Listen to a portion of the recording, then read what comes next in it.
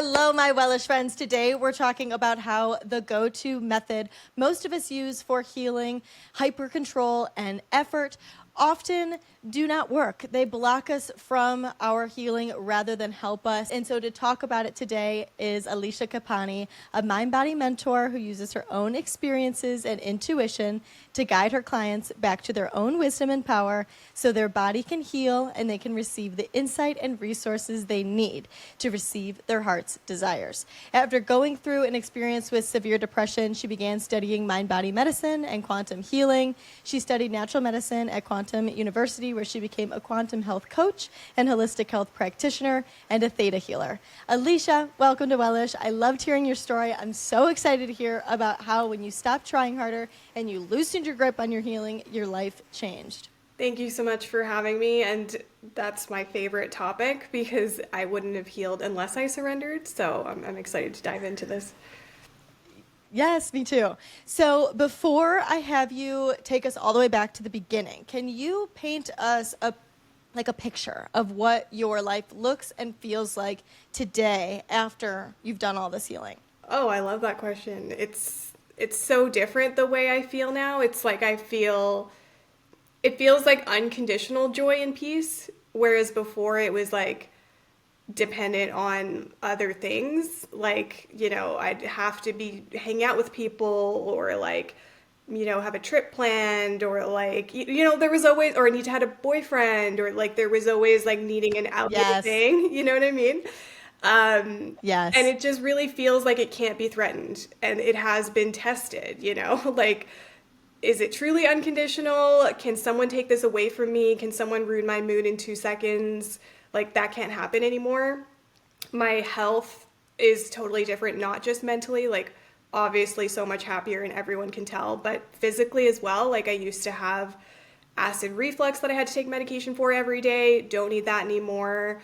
I just like crave healthier foods every single day where I used to eat fast food, like breakfast, lunch, dinner.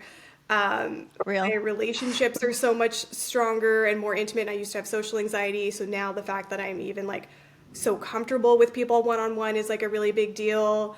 I've completely changed my career too. Used to be a chemical engineer in the corporate world, totally abandoning myself. Now I'm living my soul purpose, doing what I love, more abundant than ever.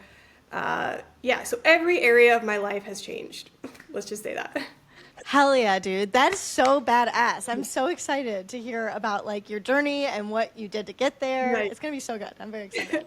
So, would you mind sharing a bit about your journey with depression and anxiety? Like what it felt like to be in that constant cycle of trying to heal?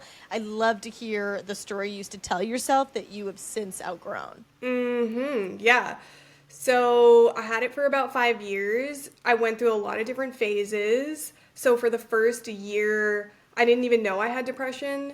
I just could feel that I, just was like in a bad mood all the time. It didn't have energy, didn't have motivation. People could dictate my mood very easily. Like my boyfriend at the time, it was like, I'm happy if we're good, and if we're not good, I'm so unhappy I'm having suicidal thoughts kind of thing. And yeah, so like the first year didn't do anything about it. That was like the first phase because I didn't know what was happening. And then when I broke up with my boyfriend now, I obviously felt so much worse. Like I already had depression, didn't know I had depression, and now I just lost the only thing that was even giving me temporary joy. So now it was like so bad that I went to my doctor because I didn't know what else to do.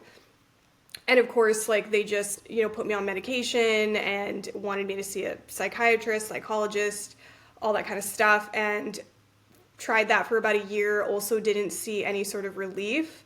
I had like a very unique experience with the medication where it was like I was taking like a sugar pill. Like it didn't have any positive or negative effects. It literally was like I wasn't taking anything. And so they kept increasing the dosage. They kept trying different ones. They kept having me try different ones at the same time. And it just like wasn't working. And so then I started like branching out and trying like unconventional things because there was a point where I was like so desperate to heal that I was just like willing to try anything. So I was trying like acupuncture, hypnosis, EFT, EMDR, like anything and everything I could find, and still wasn't seeing relief. And the key to that is actually because I was like, it was like the way I was choosing all of these things, but we can get into that after. Yeah, so it wasn't until I actually like really surrendered and wasn't in this like desperation to heal and wasn't just trying a million things hoping that things would stick that I actually found the exact resource that I needed. I found my mentor, I found mind body medicine, and not knowing that was going to change the trajectory of my entire life. And I healed like instantly. That is crazy. So I think what I heard you say about trying all of the different things, that's what I was going to ask you, is that I know you said that you spent a ton of money on like the different healing modalities. So is that like, I know you did that and then you did all of these other things. Like what else would trying really hard look like for you just like in your day-to-day life? Oh, okay, yeah. So other than just like, so I was Googling, first of all, how to heal from depression, and I would check every single link, and I would go to the second and third pages. So that's an example of trying too hard. Like, it is not meant to be that hard to find the resource that you need. Unless you felt like inspired Interesting. one day. Yeah, unless one day you felt inspired, like, oh, maybe I should Google this. And then it's like the first link that you click and it like resonates and feels so light, but you are not meant to go searching, and it's not meant to feel like effort to find the thing that your body needs. Body already knows what it is, and it's meant to feel really light and resonant. So yeah, if you're doing that, that's not the way to heal. And also it looked like I went through like a distracting phase too, where I was just like trying so hard to feel better. And I thought that changing my outer circumstances would make me feel better.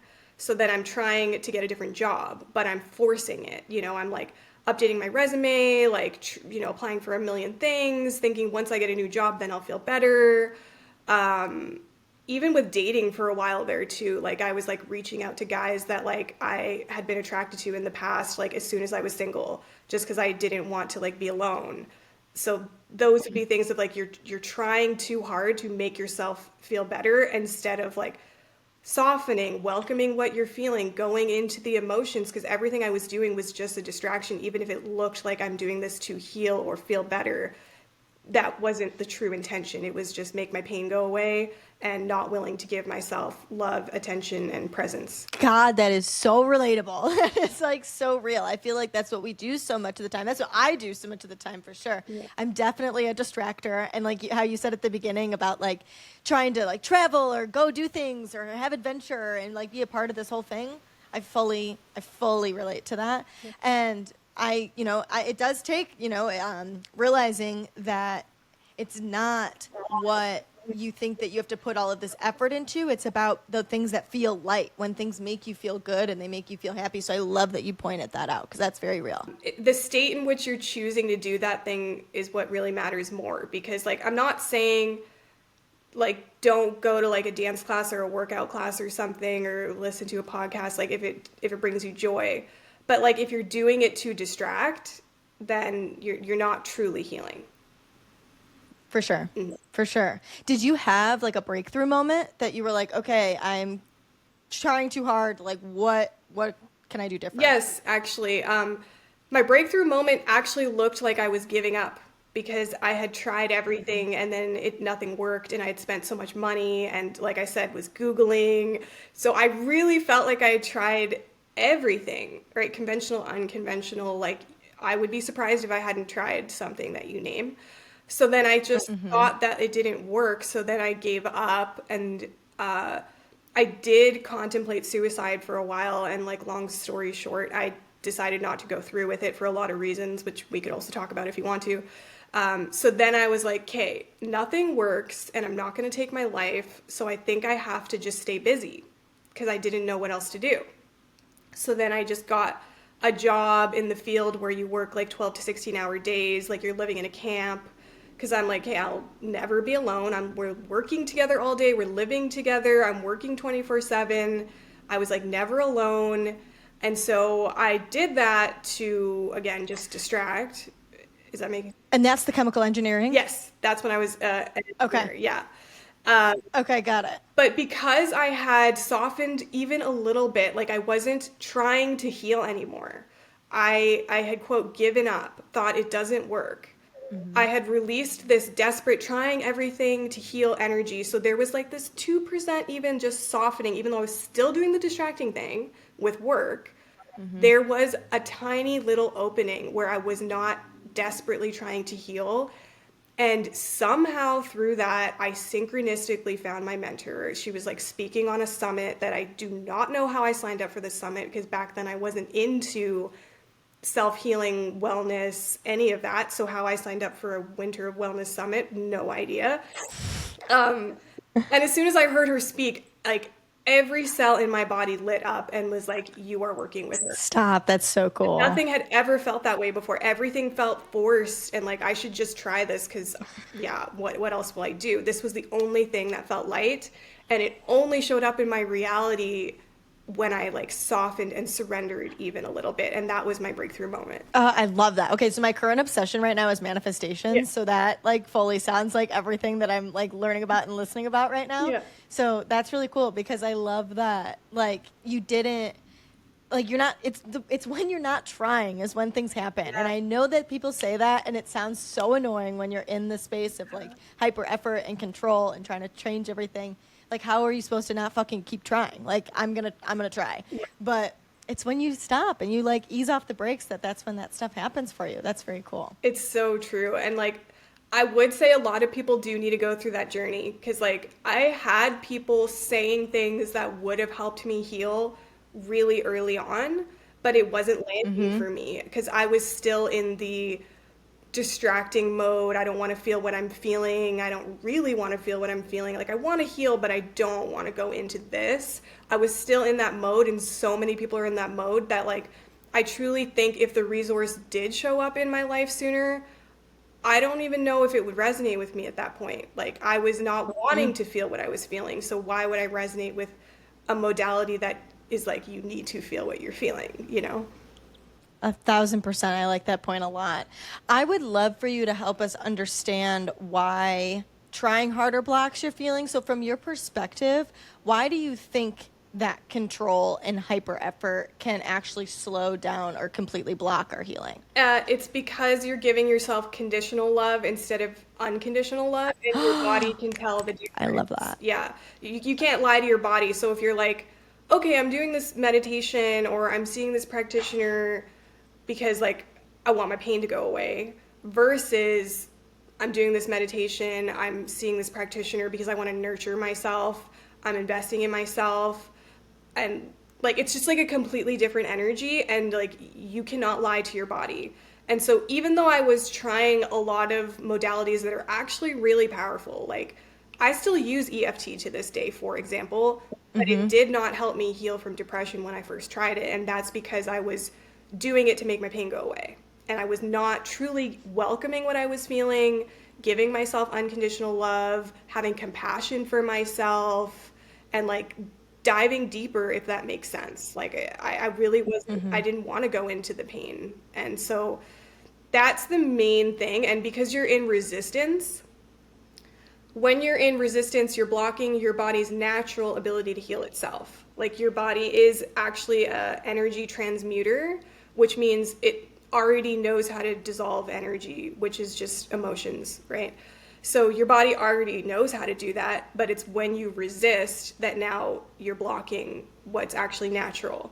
So like when you're trying a million things to heal, that is actually a lot of people's form of resistance.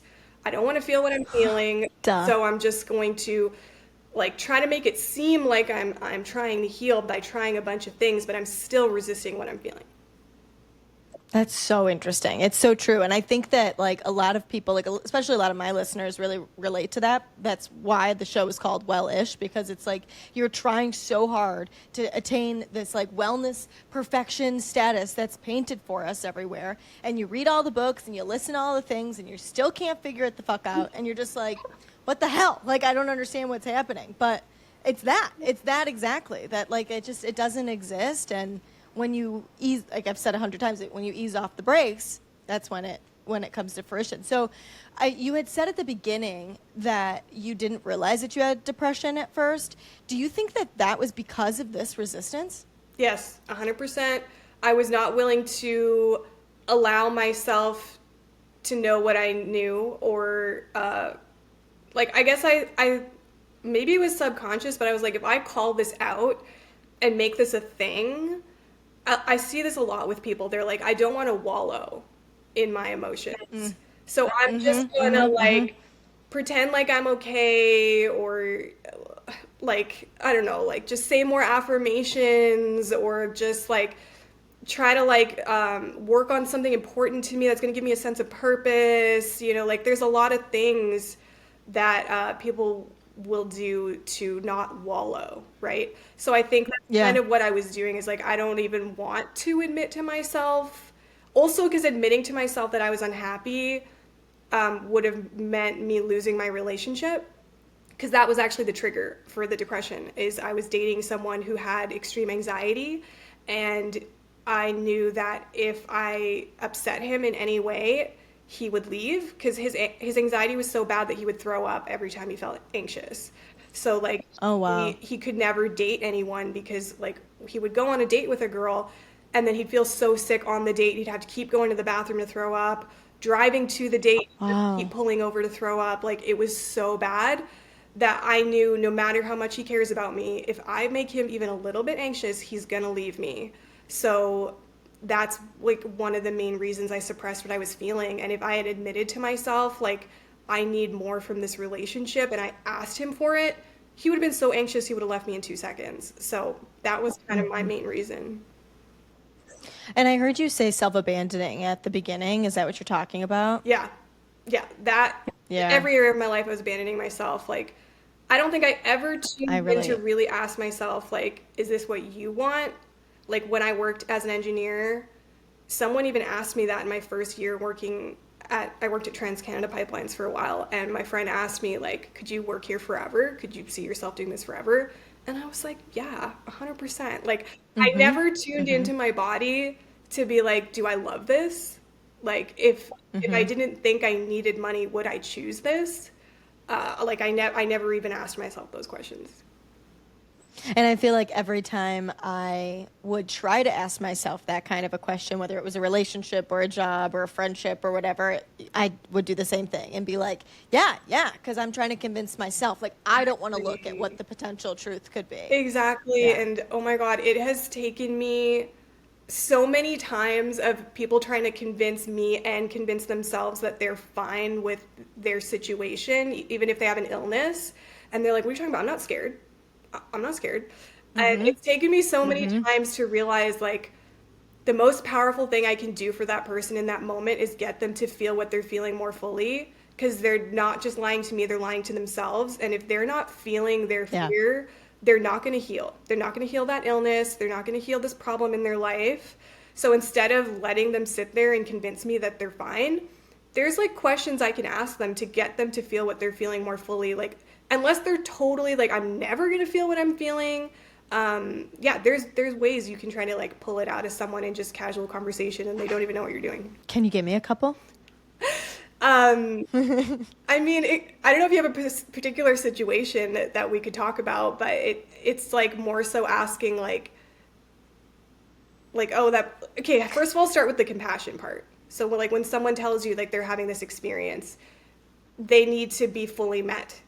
So like being like really understanding, like, I'm so sorry you feel undervalued or underappreciated, or I'm so sorry that you feel like really hurt by what this person did, or I'm so sorry that you're feeling like a lack of purpose, and like, you know, like your job is just like not fulfilling for you. Like that must really suck. And just like being like completely understanding and having compassion. That's like the most Mm-hmm. important thing. And that usually gets people to soften right away and actually feel what they're feeling more fully.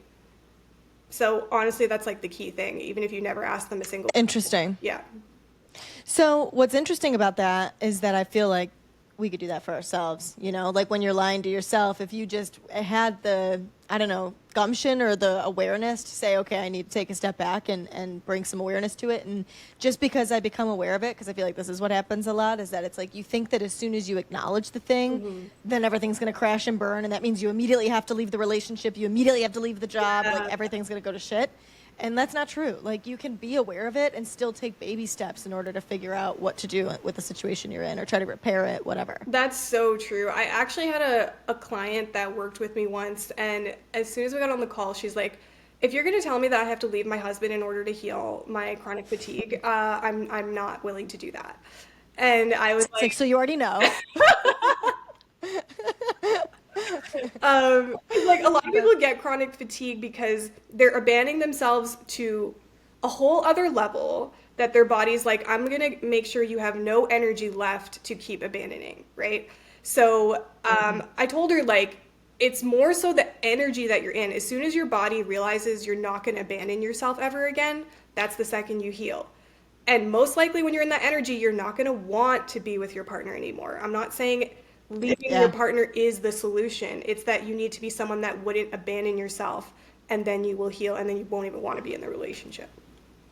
Yes, that's so real because every single time that I have ever left a relationship or left any kind of situation, it's always been when I feel ready to do that. Like, even if it was the other person that caused havoc and ended it and whatever, as soon as I knew I didn't deserve that, I have the self-worth, I'm not begging, I'm not chasing, I detach. I don't want to be in that situation anymore. Are my feelings hurt? Am I heartbroken? Am I whatever? Absolutely. But still, it's like you don't do things unless you're ready to do them. In the same way that you don't start things until you're ready to do them. You get into a relationship because it just flows. And so it makes so much sense that, like, as soon as your body feels that, you're ready and you do the thing. It's not like you're held against your will to make that happen by Exactly. your And therapist or your coach, whatever. to your point of, like, until you're ready, a way to speed up, like, you being ready is you being more aware of your pain, right? Because if you're more aware of how much this sucks, uh, you're going to want to make the change sooner, number one. And also, number two, that is what's dissolving the emotions, anyways, is just you bringing awareness to them. So, yeah. So it's not So like we have real. to wait years and years and years until you're ready. Like, we can speed that up. We can blow this up. We can make it very apparent on, like, that this is not great, like, and there's so much more available for you. Yeah, I love that. So what is actually happening in your mind and body when we're forcing healing? So what's happening is it's like you're contracting. And so, like, a simple way to put it is like you're in your fight or flight state where you no longer have the energy for self-healing. Because when you're in your parasympathetic state, which is your rest and digest state, that's where now your body can heal itself. But if you're in fight or flight, no, the energy is going towards excreting stress hormones and all these other things. So it literally doesn't even have the energy to do the self-healing. So that's why you're blocking it. Yeah, that makes sense. That's exactly the answer that I was, like, looking for, because I feel like it's so interesting how it's, like, actually on a biological level. Like, you are actually biologically blocking yourself from making that happen because it's just the way your body operates. Yes, that's why I think I already said this, but, like, the state in which you make a choice matters more than the choice itself, because the choice, if it's coming from fear, you're still in fight or flight. You're still not in rest and digest. You're still not activating self-healing. So even if you're like, okay, let me just sign up to work with this practitioner, but it's, like, out of, like, total fear, not really going to help unless that practitioner gets you out of fear and, like, gets you to welcome your fear, essentially, which I don't know, depends who you're working with, what you're signing up with. Right. Therapy, I find, like, Doesn't always so, happen. like, yeah. Yeah, that's interesting. Why do you think culturally we, like, glorify control and, like, get people to want to try harder even though it causes us to burn out and not make us feel good? Like, what's happening that became such a thing? Oh, if we're talking, like, bigger picture here, I think it's we put a lot of value on kind of masculine, outer, doing, trying, and, like, no Real. value on the feminine, inner, feel what you're feeling. And I think there's a bigger reason for that, and that's because all creation comes and starts with feminine energy. You can't even create life without feminine energy, and specifically even sexual energy. So that's why I think it's shamed so much, because, like, there is infinite power when you're in your feminine energy, because that's, like, receiving. So, like, I get things just taken care of for me every time I have a problem. I'm, like, I know I don't need to go into fix this. Now I know where my real power lies. I can soften, I can receive what I need, and my problems go away so easily. And I've accessed this like unthinkable power that everyone has, whether you're a man or a woman, because we all have both energies within us. And so if everyone had that power and knew that power, then they couldn't be threatened, right? So yeah, I do think it's like a power control thing, and who knows where it even started. Yeah. Oh my God, that is so real. I love what you said about how life starts with women, the sexuality, and that's why it's shamed. Yeah. Oh my God, that's crazy. That's so interesting because I do really agree that like the way our entire society is structured is all based on masculine energy, I guess is the word I want to use. Like it's just on how they operate on their 24-hour schedule compared to our 28-hour one or 28-day one. Like I just think it's so bizarre. And so that's that, and they are so much the doers and the protectors and the hunters and all those things, and we're supposed to sit back and receive, but we're not taught to do that at all. Do you think that like for people listening that feel like they're doing everything right but nothing's working, is that what's happening? Yeah, I would say they're not doing the feminine approach to healing 100%. Like they might be doing. And gender doesn't matter. Yeah, gender doesn't matter. So the feminine approach means, okay, so a way my mentor explained this to me, he was like, if this room was filling up with water, the masculine approach to solving that problem is, okay, where is the water coming from? What's like the root, like bigger picture awareness, transcendence. And then you go and like, let's say it's coming from a tap, you turn off the tap. That's the masculine approach. The feminine approach is you open the doors and windows and you let the water out. And so if you only did the masculine approach and you turned off the source of where the water is coming from, you're still in a room filled with water. So you need to get it out. And that's what people are not doing. They're like, hey, I'm taking physical action to make change in my life and feel better. But the energy and emotions are still in your body. They didn't go anywhere. So that's the part that I feel like people are missing. And it has to also go in the order of feminine before masculine. Because when you do masculine before feminine, aka like try to do something to make yourself feel better, you've now temporarily like made yourself feel better. So what have you actually done? You have made it so that you feel what you're feeling less fully. The energy's still there, you just temporarily feel it less. So now it's harder to access that pain, to welcome it, to then dissolve it, because you like don't even really feel that it's there. So that's why it has to go feminine before masculine. You have to welcome what you're feeling first, and then when it dissolves, you may be inspired to take action from your masculine energy. That's exactly what happens to me every single time. That's how I found my mentor. It's like if I had signed up to work with my mentor before I had done like any sort of softening, then it would still be me choosing to work with my mentor to make my pain go away. So I don't think I would have seen the same results. It had to go like feminine first, and then I was inspired to take an action, which was sign up to work with her. Does that make sense? Yeah, 100%. That's so interesting. And what I think is cool too is that you have to do both. Like you do the feminine first, open the windows and doors, let the water out, but you still have to find the source of the leak and fix that problem. But it's more clear how to find it and do that once you've let all the water out. Am I understanding that right? Yes, 100%. And there's one caveat to that is sometimes no physical action is needed. I've seen it over and over and over again. When you're not in the same consciousness as the problem just goes away.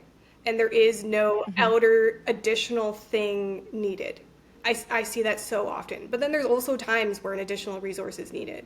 So you're going to feel that within yourself. So, like I said, I was doing manifestation stuff. So I was trying to manifest something small at first. So I said I was going to manifest a feather. Yeah. So I was creating a manifestation log. I said, this is my intention. I'm going to look for a feather, or a feather's going to come to me. I have to detach. I have to just know that it's going to come. I have to feel that that's going to come. So I was totally in that energy. Like I was like, I'm going to see it. I'm so excited for when I'm going to see it. I wonder when that's going to happen. 3 days later, last night, I'm sorry. And I had to write like how I was gonna know that that was happening. So I was like, I'm gonna spend more time outside. I'm gonna put myself in the position that I could find a feather. So I go on runs, I go for walks, I take the train to work, so I walk to and from work. So I'm not looking for the feather, but I'm aware as I'm like doing those things, assuming that I'm gonna find it when I'm outside. And last night I was laying on my couch watching Downton Abbey, and one of the people had like this crazy thing happen, and she was like, "Oh my God, I'm so shocked you could knock me down with a feather." And I was like, "Bah, there it is!" Yeah. And I thought, "Oh my God, it's so interesting that I didn't have to leave my house Yes. because I was convinced that I had to go out into the world and do something in order to achieve it." And I'm always beating myself up for like sitting here and not doing anything. And it was like, look, I didn't even have to leave. It was right there doing like in the presence of what I was already going to be doing. So Yes, I love that. I thought that was cool. I love that because I hear it all the time when someone's single, and then you have all these people judging the single person, and they're like, "Why are you not getting out of the house more? Why are you not on? Yeah. Why are you not putting yourself out there?" And I get so frustrated because I'm like, your person already exists, and they're a real person walking around this earth that you are connected to.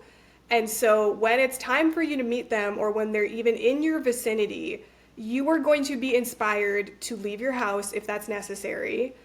Or if it's not necessary, then, maybe they'll slide into your DMs, maybe you'll virtually meet in like a workshop. Like there was a time period where, because I'm such a homebody, I don't leave the house, where I had like Me too. 3 different love interests, and I didn't meet any of them by leaving the house, and I didn't meet any of them through a dating app. It was just like, things I was doing to like grow my business, or like whatever, like random ways that I met people, and I didn't have to force myself to do anything.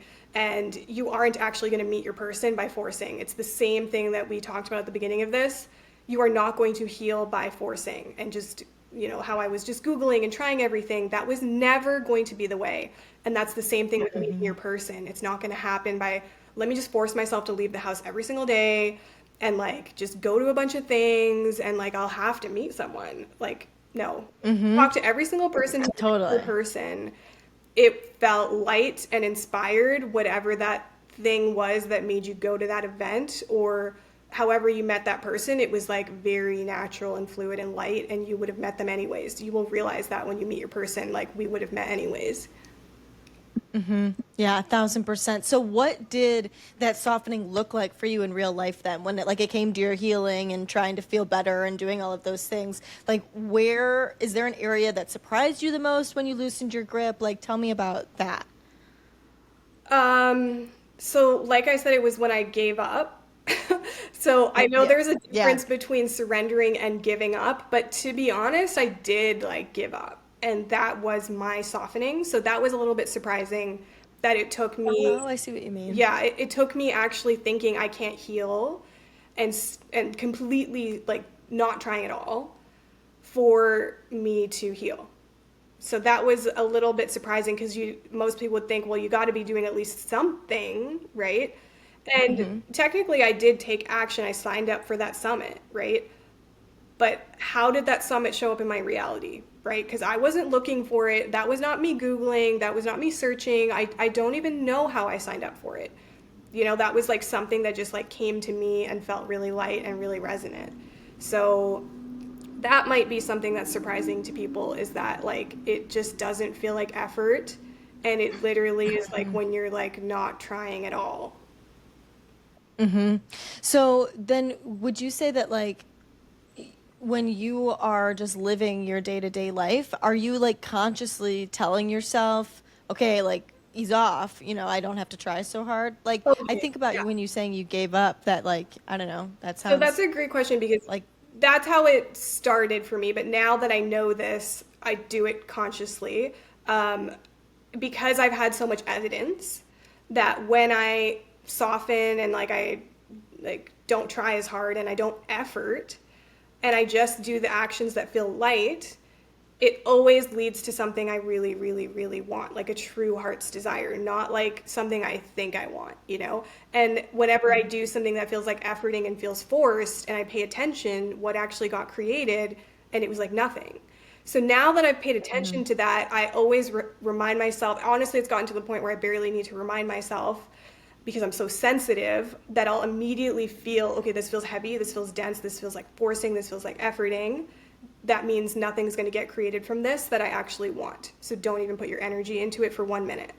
And so now I barely even need to put any energy into it. Someone who this is new for them, they might need to put a little bit of energy into something first to then be like, hey, this actually feels a little bit forced.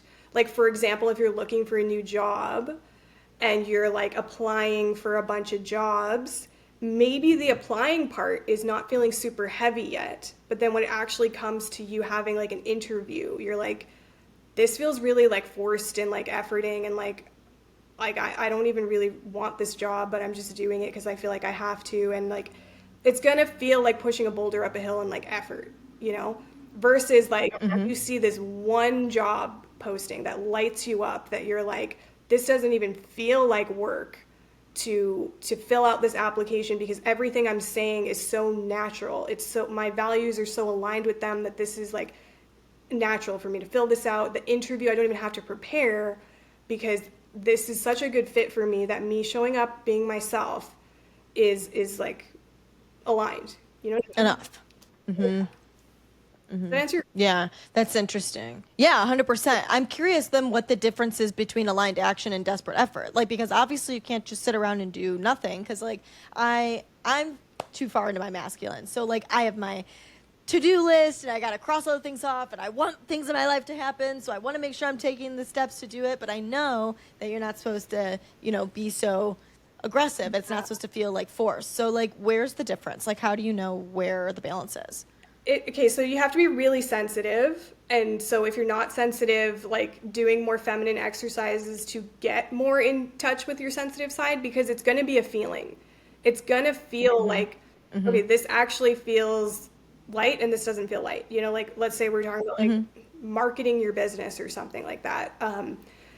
This actually is a pretty good example. Like many, many years ago when I first started doing this for work, there was a part of me that's like, oh, well, I should create a website at least, right? Like how else are people going to work with me? Like I need to do this, right?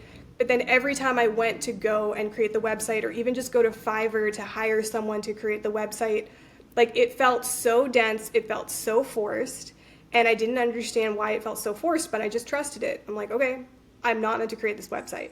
And then later I realized why I wasn't meant to create the website, because when I first started doing this work, I did it through my mentor's business.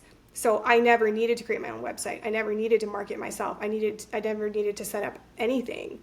And so that's why my body was like, you can create the website, but it's a waste of time. You won't use it. You won't need it, right? And then fast forward many years later when I'm no longer working for her, now it feels so light to create my own website. Doesn't feel like effort, doesn't feel forced at all, because now it's something that's actually inspired and something that's needed for people to find me. Does that make sense? Yeah. 100% it makes sense. So is that how you would say you approach like life differently now, like body, relationships, career, that you're just approaching everything from like, because I relate to the sensitivity. I know it. I just like don't do anything about it. I like keep pushing.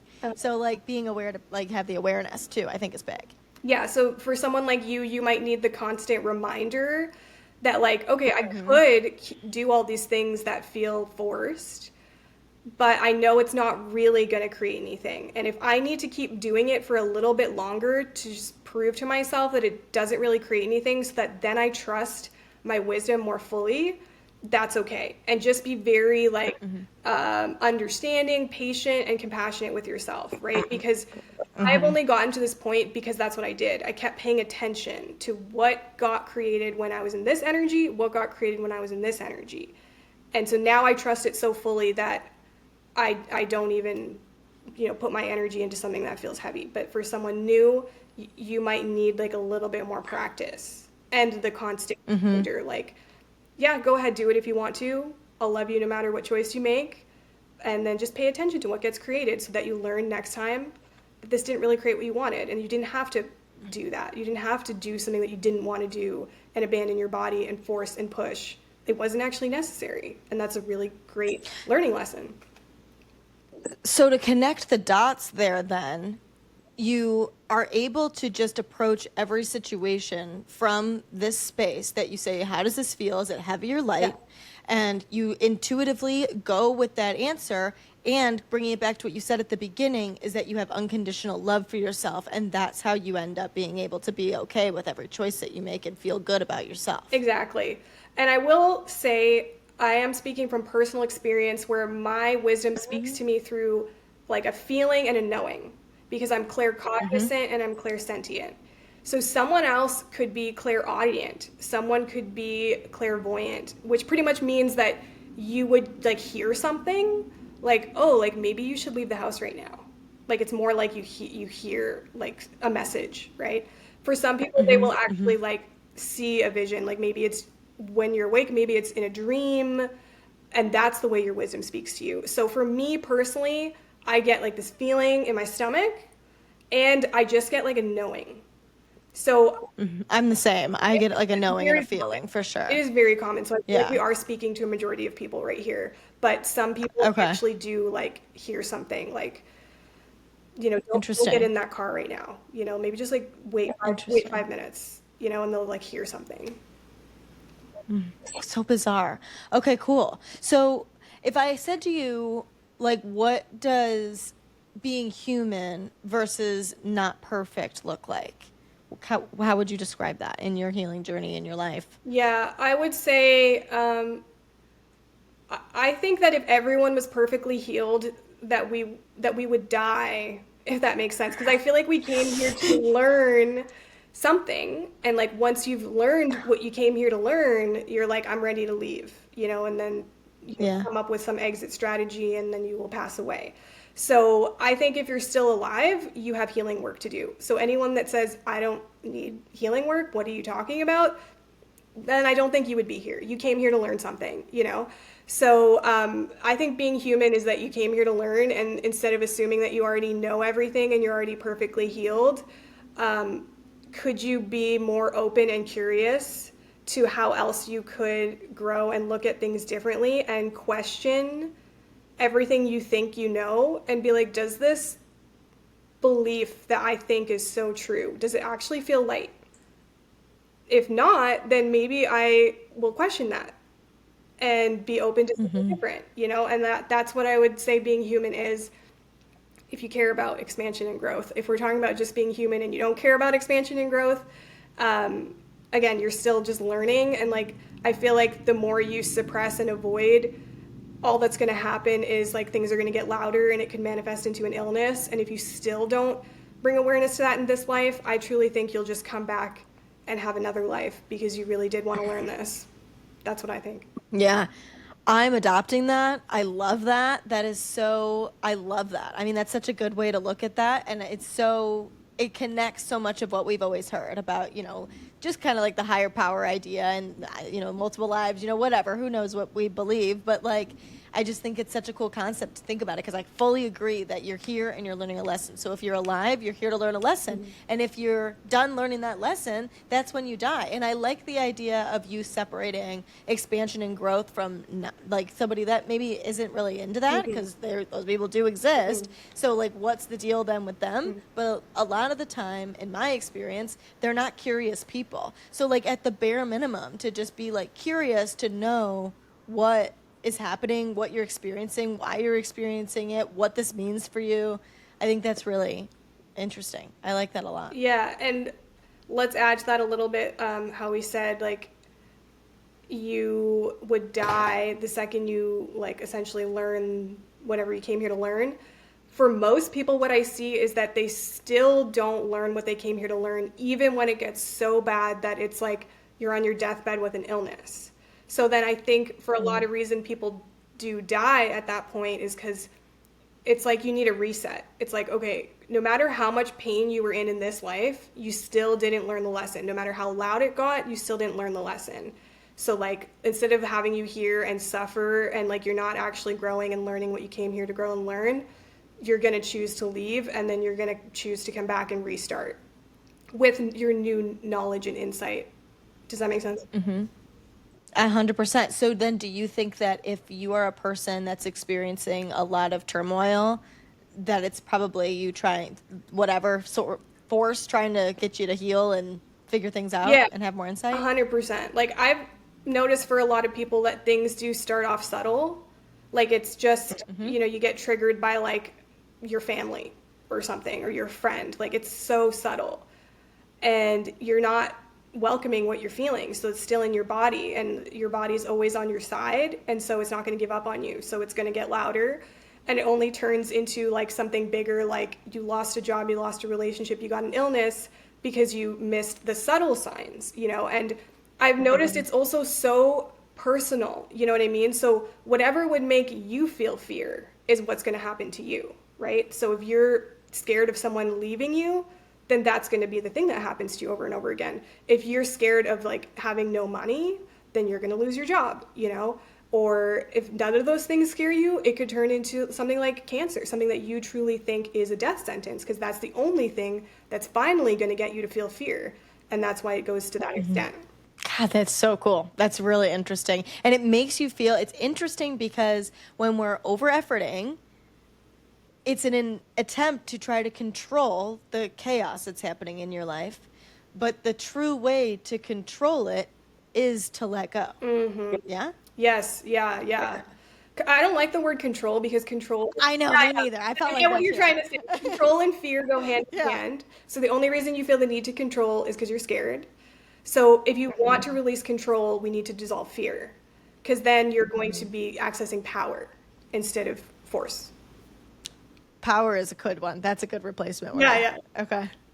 Cool. I love that. That's awesome. So I want to know how you guide your clients back to their inner wisdom so they can stop relying on like the external, I got to figure it out. What things can I add? What things can I distract? Like, Yeah. how do you start to listen to that inner you? So there's like two main modalities that I use, which is mind body medicine and theta healing. I truly think like the modality doesn't actually matter. It's as long as you are like accessing your natural state and getting out of resistance, and accessing love, and there's so many different modalities that do that. But I'm just the kind of person that's like, I want to heal the fastest and most powerful way. And so these are just the two that I have found to be the fastest and most powerful after trying like everything. And mind body medicine is about getting out of resistance, number one, and I can tell you like how I do that. And when you're out of resistance, then it's listening to your body's wisdom and then maybe taking an action if needed, but only based off your wisdom telling you to do this, right? And the theta healing approach it's like similar, but they're kind of opposite, because mind body medicine is like you dissolve the energy, the emotions, the state of consciousness that created the problem. And theta healing is like, it's kind of like hypnosis, but it's way more powerful because you're connecting with what you would call like creation energy, universal source consciousness, like whatever you want to call it, wherever you think everything is created from. That like creation energy is what you're connecting with. And so you're asking creation energy, where did this start? And then creation energy will tell you like, okay, it was either in this life, or it was an ancestral thing, or it was a past life, or whatever. And then you'll be told exactly what the belief is that needs to be pulled, and exactly the belief it needs to be replaced with. Like there's no guesswork, because with hypnosis, there's a lot of like guesswork. Like they're trying to get you to remember what happened in your childhood or something, and you're like, I don't know if I can remember, So you're just asking the creator. And so you're essentially changing your beliefs in the programming, and then when you no longer have those thoughts and beliefs, you don't feel the emotions that go along with it. So I combine both of these, but mind body medicine is my area of expertise, which is like every physical illness has an emotional root cause. So we just need to figure out what that root cause is, and then use mind body tools to dissolve that root cause. And so my go-to mind body tool, I do have like a free guided version of this on my Instagram link in bio if someone wants it, but it's essentially like 3 steps. It's awareness, breath, conscious choice. So awareness means like you're gonna feel what you're feeling more fully instead of less. And there's lots of different ways you can do that. If you're new to this, at the beginning, you might need to ask yourself like questions like, how does this feel on a scale of 1 to 10? Like, where do I feel this in my body? Does it have like a size? Like, is it like my entire stomach feels like this, or is it just this tiny little like rock in my stomach or not, and just like asking questions. And the answer to the question does not matter. It's just that when you're asking the questions, that's like 10 seconds right there that you weren't trying to make your pain go away, and you weren't trying to distract, and you weren't trying to change anything, and you were just truly tuning in with curiosity. And that is what gets you out of resistance. So that's like the most powerful thing you can do, is bring awareness. And then the second step is breath. So you know how I was saying earlier, like you need to be in your parasympathetic state in order to activate self-healing. You need to get out of fight or flight. So that's why breath is so important, because if you're breathing shallow breaths into your chest, then you're activating fight or flight. So we need to bring the breath down to your belly to activate your parasympathetic nervous system state. And then part C is conscious choice. So conscious choice is kind of the masculine energy. It's like the bigger picture awareness, and it's like choosing peace, or choosing like whatever you think is needed at that moment, choosing to be easier on yourself, or more compassionate with yourself, or saying kind of an affirmation, or reminding yourself of like a truth, like let's say someone made you feel like really undervalued. The conscious choice could be like, I choose to know that my value is like not dependent on what someone else thinks about me, and this is like their own perception, or like, you know what I mean? So that would be like part C. So most people are doing it the opposite. They're kind of only doing part C. And That's what I was thinking. yeah, and even when you like talk to your friends and stuff, like it is so natural to just do part C. Your friend's upset, like maybe like their boyfriend like broke up with them or something, and then your friend's way of comforting you is like, oh, it's their loss, like they didn't see your value, like blah blah blah, you know what I mean? And they're just trying to put ice cream top of poop, and they're trying to make you feel really good about yourself, but what they actually need in that moment is to feel the pain. So yeah, part C has to be last. It's like to expand the lightness, not like temporarily make yourself feel better. Yeah, 1,000%. I like that. And noticing that the masculine comes last, Yeah. like you had talked about before. Yes. So that's cool. What I wanted to ask you, so if somebody feels this way, like that they're trying to control everything, would you say that 3 steps is kind of like the first little baby step that they should take to start integrating this, or is there something else? Yes. And I wouldn't even say it's a baby step. Like this tool is how I've healed everything. Like everything. Okay, hell yeah. Depression, anxiety, physical illness, every problem in my life, I use this tool. But it's just gotten to the point now where it's so natural for me that I just do it very quickly. Like I combine A and B. As soon as I feel triggered, I immediately go, where do I feel it in my body? And I start breathing, and I'm bringing awareness while I'm breathing, and it doesn't really feel like step A, step B, step C, you know what I mean? Sure, right. And part C is actually the least important part, to be honest, as long as you're bringing awareness to what you're feeling instead of resisting it. Like I said, your body already knows how to dissolve it. So for someone who feels like they're controlling, like I said, they're feeling fear, so they need to welcome the fear in order for it to dissolve. So use the A.B.C tool to welcome the fear. So like when you're triggered, when you're feeling scared, bring awareness. Where do you actually feel the fear in your body? Because you definitely feel it somewhere in your body. Otherwise, you wouldn't be triggered. So bring awareness to where you feel it. Start breathing slower, deeper breaths into your belly. Don't move on to part C until you feel a release, until you feel a little bit lighter.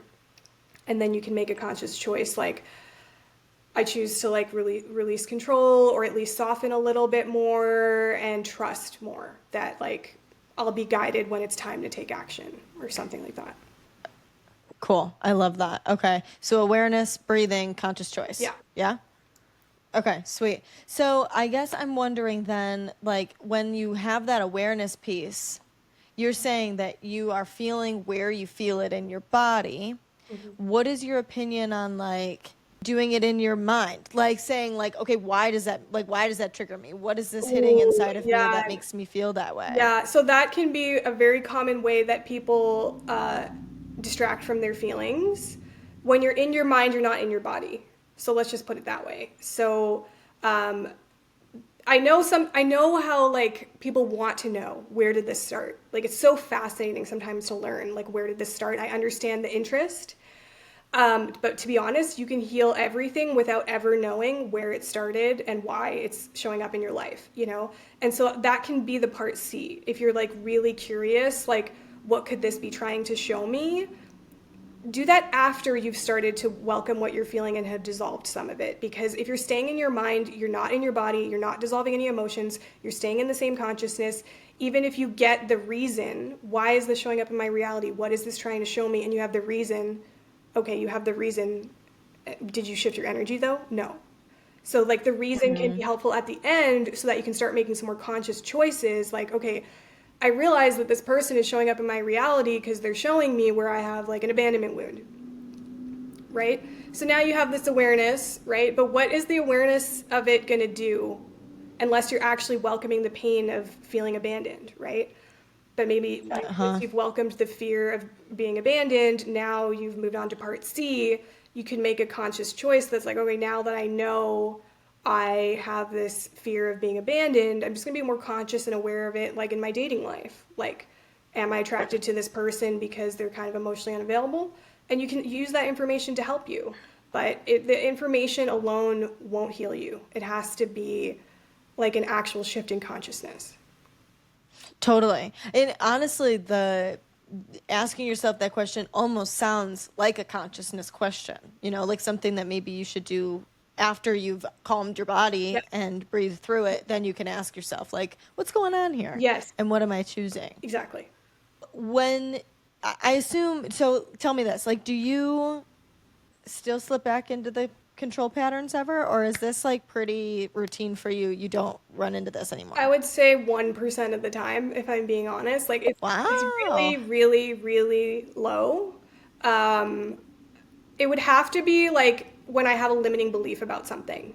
That's when I slip into Okay. control. So, for example, like I was like seeing some guy, and like the night before our first date, my body was screaming at me, don't go on a date with this guy, don't meet him. Like I can't tell you how much pain I was in. I was like crying all night. My body was making it so clear, do not go on a date with this guy, do not meet him. And obviously I know at this point, if that's what it feels like, my body is like, I trust my body, you know.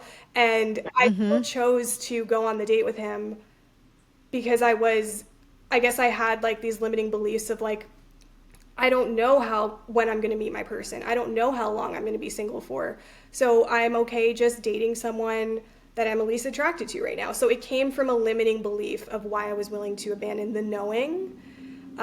Or like, yeah, if you feel the need to control, like with like maybe you're trying to grow your business and so you're trying to control, there's probably a limiting belief that you think I'm not enough as I am, so I have to do all these things to get people to be aware that I exist or something. Like, I don't actually trust that my people are going to find me and resonate with me, and so I feel like I have to do all these extra things to get them to do that. So it's always like a limiting belief. So all it does is show me like I still have something that I need to heal. I'm obviously not 100% healed.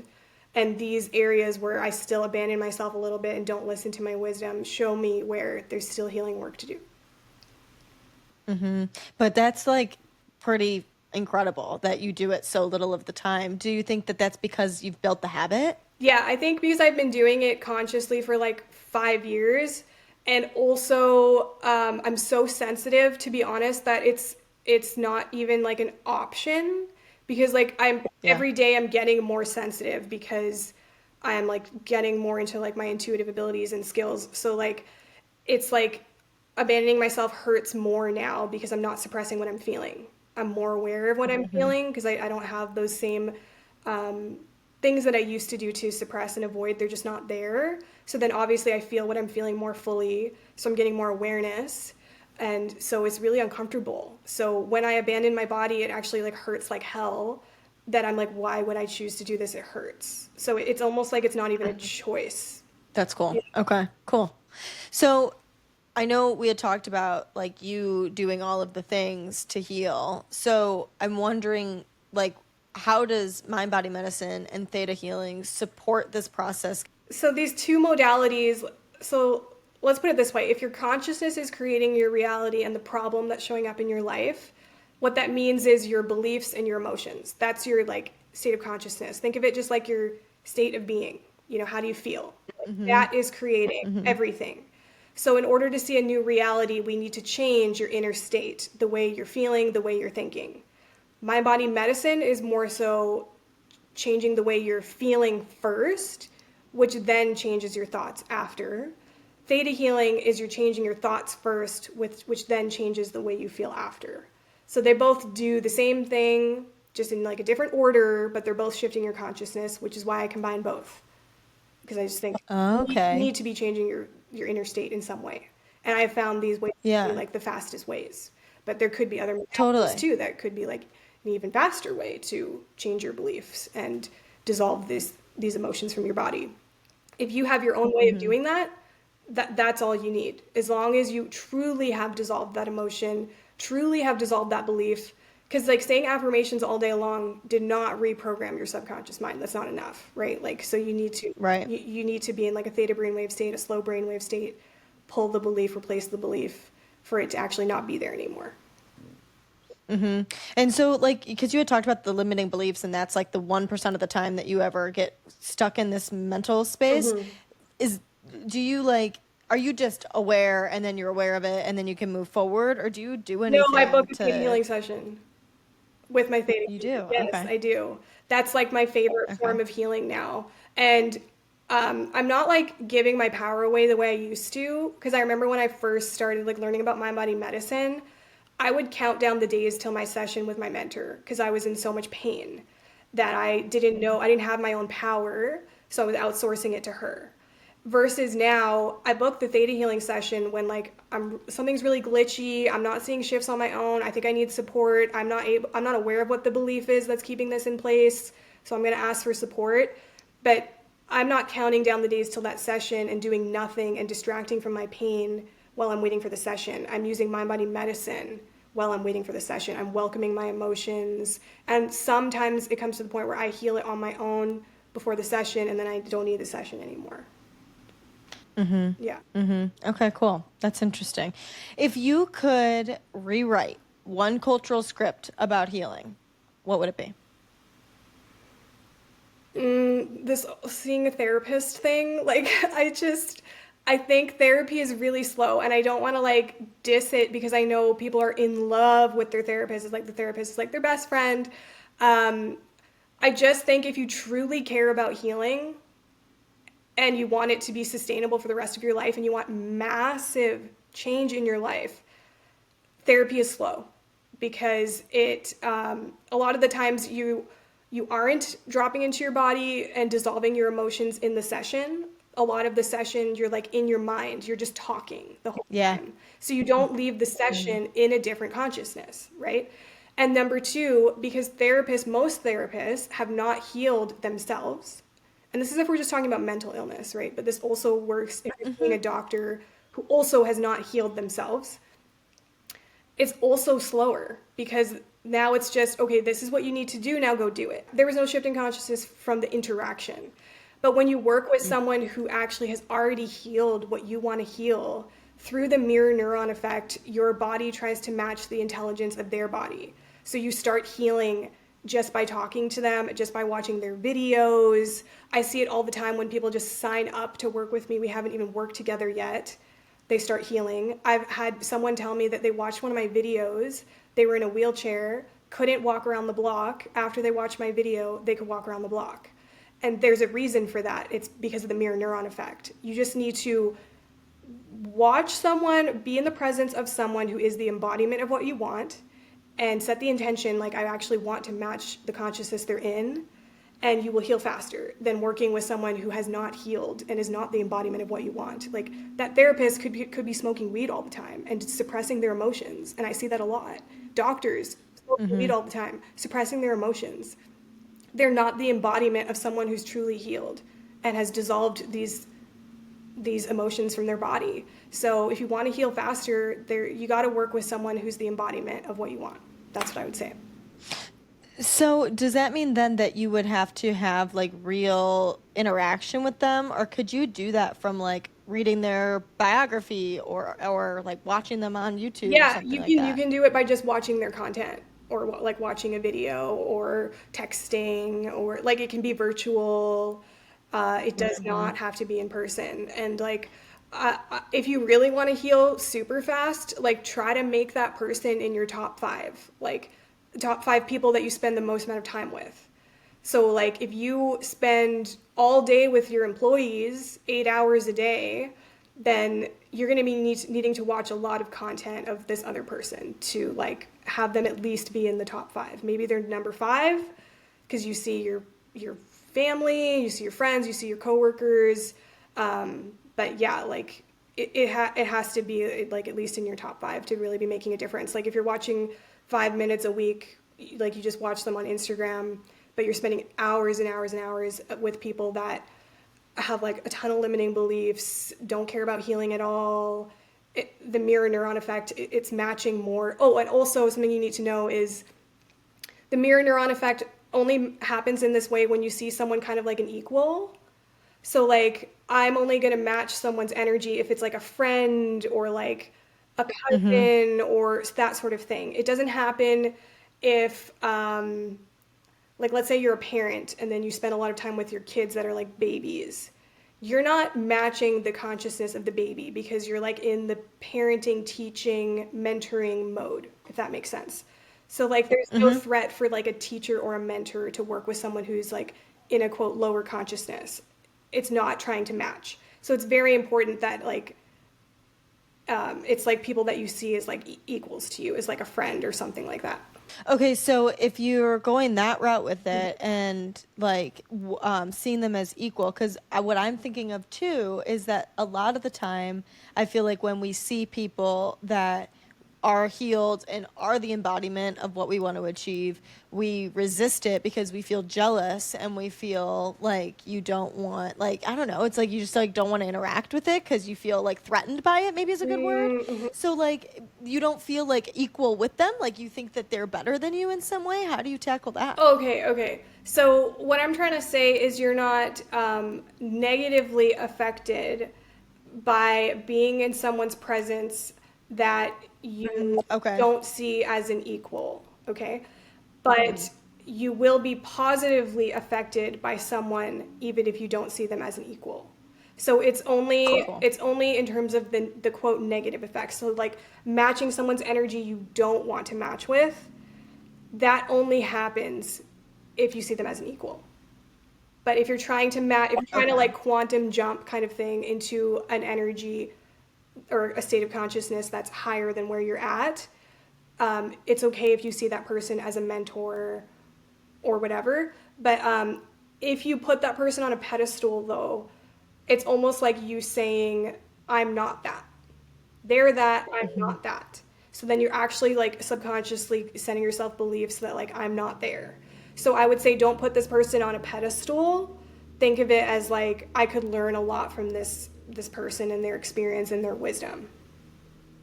And viewing them as an equal, kind of, it Kind sounds of, like, right? yeah. Like she's no, or they're no better than me. I Yeah. can Like aspire to be don't like put your them. power away because life is trying to show you that like the same power is within all of us. And so if you keep putting someone on a pedestal, life has to somehow show you that like that's not true. They're not actually better than you.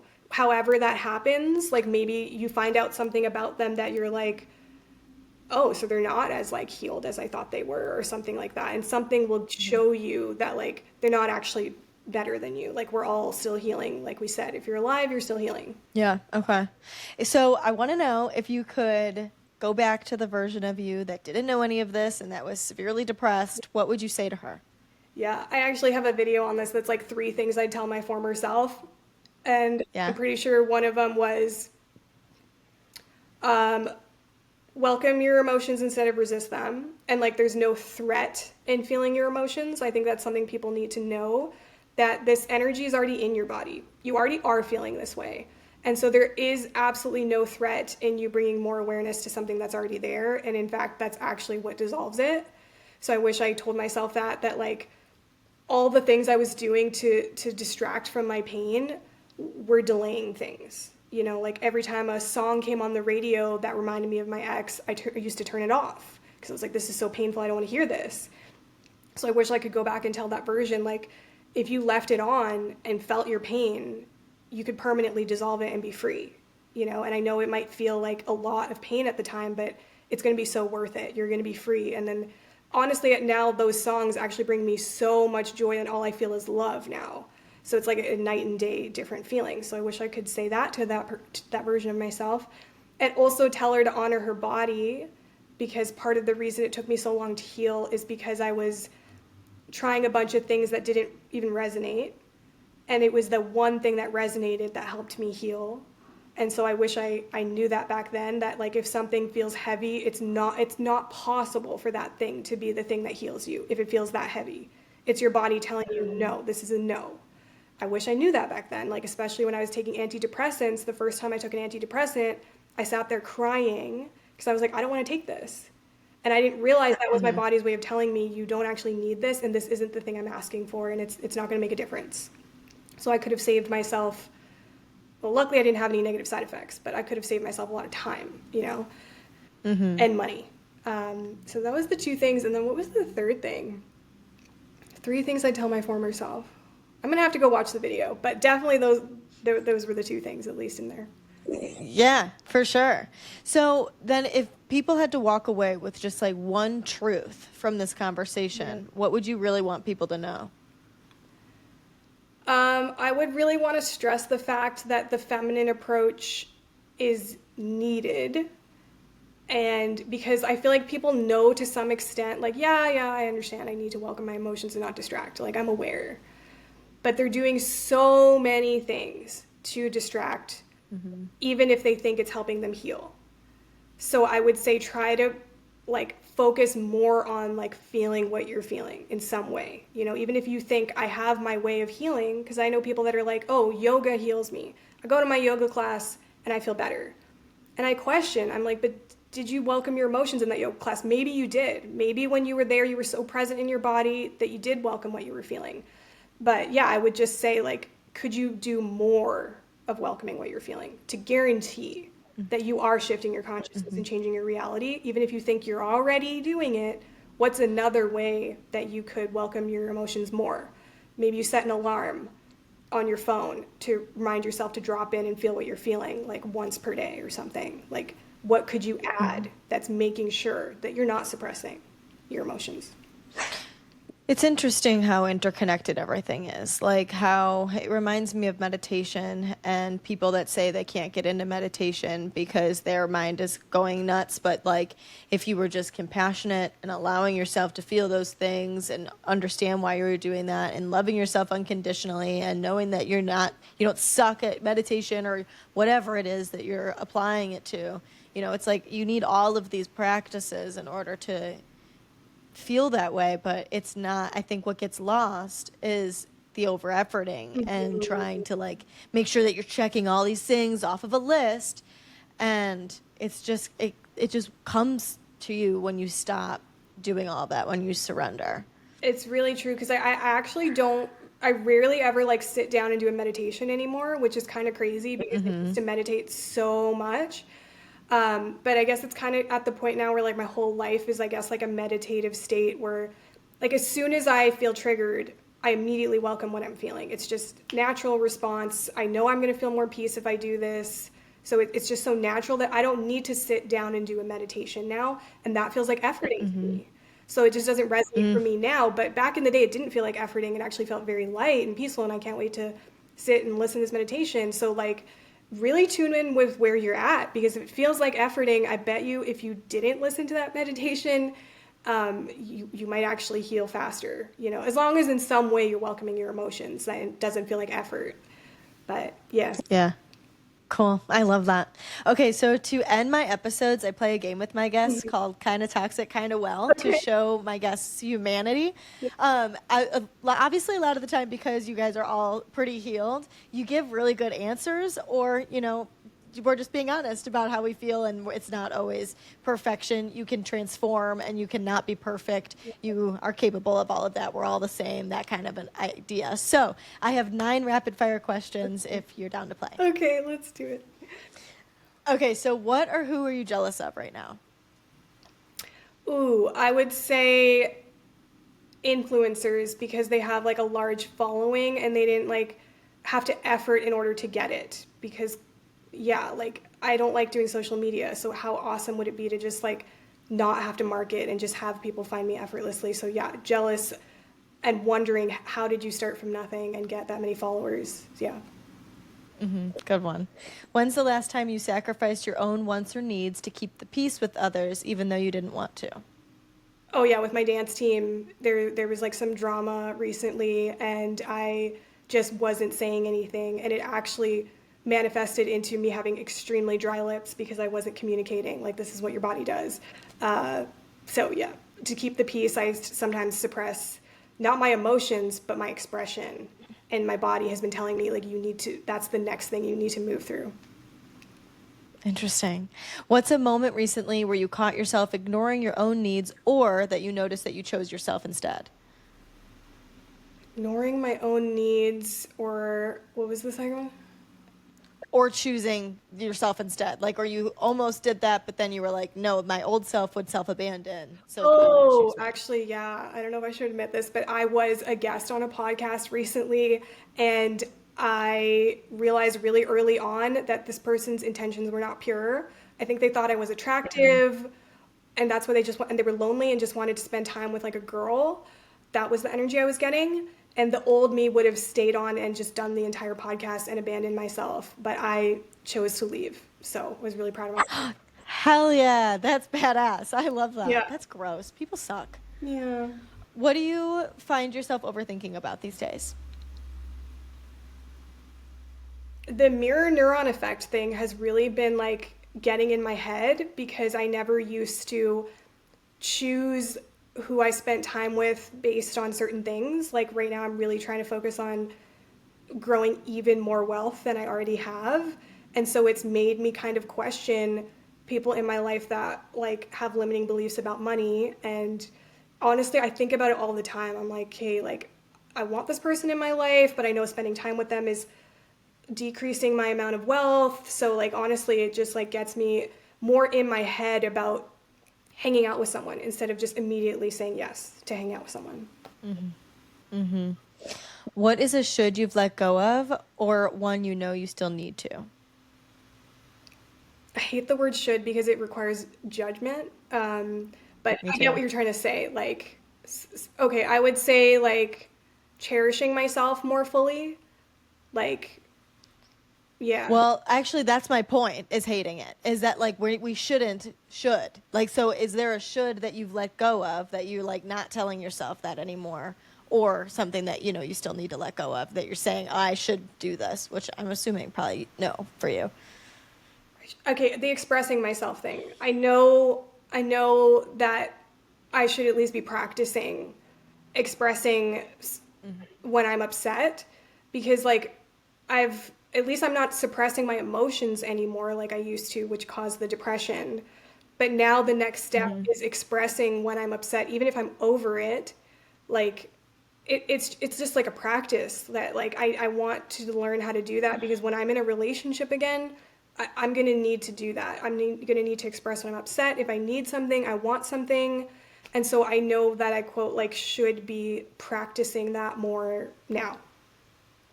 But you think that that's a should you should let go of?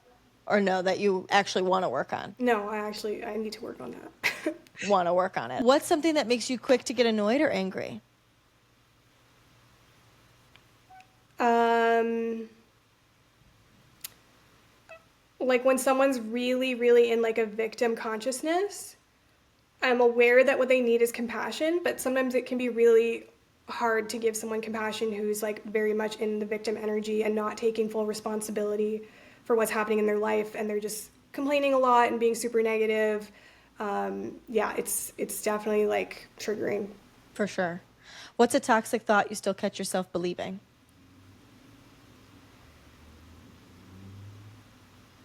I know it has something to do with like love and like I guess like part of me still thinks it could be a really long time for me to find my person because I think that what I'm looking for is so rare. And that's a belief that I'd like to release that just because it's rare, it's harder to find. I love that answer. I relate to that answer. What's a wellness tool or I'm sorry, what's a wellness rule or trend that you don't buy into? Um, oh, I would say like ayahuasca or like plant medicine or psychedelics, because I think it's like a bypass, if that makes sense. Like, I have a lot of opinions on it. Like, it's not like it can't be helpful, but I just find that a lot of those people that are choosing it are actually choosing it for like the hit. Like you can tell like if they do it when they also go to a bar or something like that, then clearly you're not just doing it for healing reasons. And I do see very often where people kind of do these things as a way to heal faster, but they're doing it because they really don't want to welcome their pain. And they're like, this is a way I can still get there without actually feeling the pain. So, yeah, I've just been able to have the same awareness and the same healing results and actually more without needing anything outside of myself. And I just think that's a more powerful state to be in where you don't need a substance or something outside of yourself to heal. So yeah, it doesn't resonate with me. For sure. Last one. If you could leave my Wellish friends with one piece of advice on becoming more well than toxic, what would it be? Be more honest with yourself about what you're feeling. Be more aware. Good one. Don't lie to yourself. I love that. Alisha, where can people find you if they want to dive deeper, if they want to get into the theta healing and the mind body, all of this stuff? Like, where can they find you? Yeah, they could go to my website, alishakapani.com, or they can find me on Instagram at Alisha_Kapani. I'm on all social media platforms, but I hang out on Instagram the most. And at the link in my bio is where I have a bunch of free resources. So that's probably the best place to go. Okay, sweet. Well, thank you so much for being here. Everything was so insightful. I'm so glad we got to talk. I really liked this conversation. Me too. This was so fun. I loved it.